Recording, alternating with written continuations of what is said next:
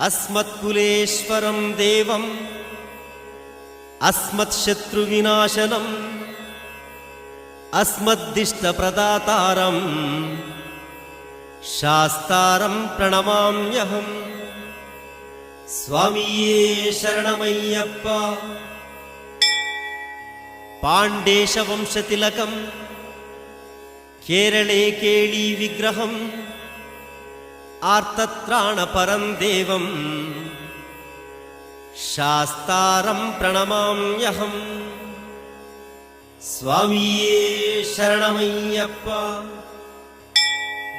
पंचरत्नाख्यमे तद्यो नित्यं शुद्धपठेन्नरः तस्य प्रसन्नो भगवान् शास्ता वसति मानसे।